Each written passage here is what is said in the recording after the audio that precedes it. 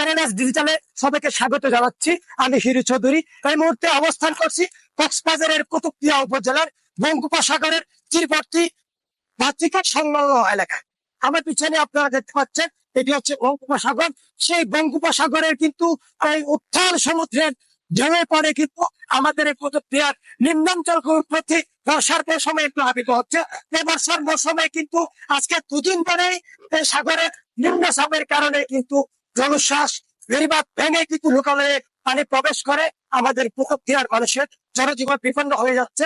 আজকে এই দুদিন ধরে কিন্তু কুতুবদিয়ার অর্ধ লক্ষাধিক মানুষ পানি বন্দী রয়েছেন এখনো পর্যন্ত। আমি যদি আপনাদেরকে একটু এই বেড়িবাঁধটা দেখানোর চেষ্টা করি, আমার পিছনে কিন্তু আপনারা দেখতে পাচ্ছেন যে বেড়িবাঁধ, এই বেড়িবাঁধ ভেঙে কিন্তু গতকাল রাতে লোকালয়ে পানি প্রবেশ করে কুতুবদিয়ার অর্ধ লক্ষাধিক মানুষ কিন্তু পানি বন্দী ছিল শুধু এই বেড়িবাঁধের কারণে। এই বেড়িবাঁধটা যদি এই বর্ষণ সময় জরুরি ভিত্তিতে সংস্কার করা না হয় তাহলে অচিরে কিন্তু ভেঙে যেতে পারে আমাদের এই কুতুবদিয়া। প্রতি বছর কেন বসবাস কেন আর তো কিছু আশ্চর্য নাই তো গড়ার কিছু তো হন না এবারে রাতি জানো আইয়া বাজি না তাই সিতারা ও তারা শান্তি ফেলাইছে আর মনে হয় আই ননে দিন ভাড়া আর পানি একটু বাজে আর গরম না পানি করলে আজ ইয়ে করলে পানি ফুল জোয়ার ইয়ে বেশি না সামান্য সামান্য রে খালি বেশি করলে হ্যাঁ লাতি আসছিলেন গরম মাছ পানি হাতে উচাইয়ারে টোলা মেলা বিষে দিয়ে লাতি আসছিলেন বেশি জিনিসপত্র না দেখ কিছু না পাই বাজে আর সরকারি ভাবে কিছু না পাই অবাজু গুলা একদম না যে বাতাসে জ্বর সারা লা একদম না যে বইরে লাইট করে ফেলে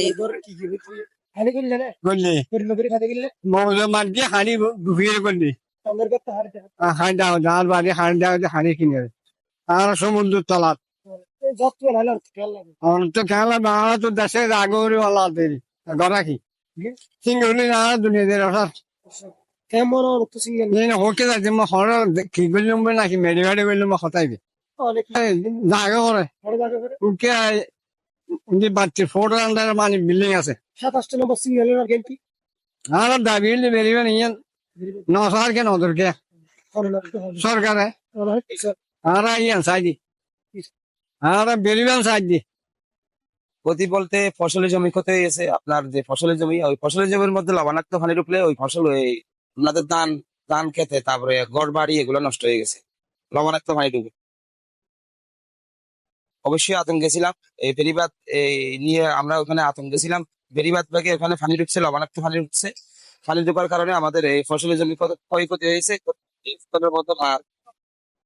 নিবার কুয়াশা আসলে আমরা আতঙ্কের মধ্যে থাকি, আতঙ্কের মধ্যে খুব কষ্টের মধ্যে আতঙ্কের মধ্যে থাকি। এখন কুতুবদিয়ার 1 লক্ষ মানুষ পানিবন্দী আছে। সরকারের কাছে একটা দাবি, কুতুবদিয়ায় টেকসই বেড়িবাঁধ চাই। বেরিবানোর কারণে আমরা খুব কষ্ট ছিলাম, মানে কম সময় বেরিবান ভাঙছে, ভাঙ্গি এরে আমাদের বাড়ি দাঁড়ি ভাঙ্গে যাবো বলে আমরা কষ্ট ছিলাম।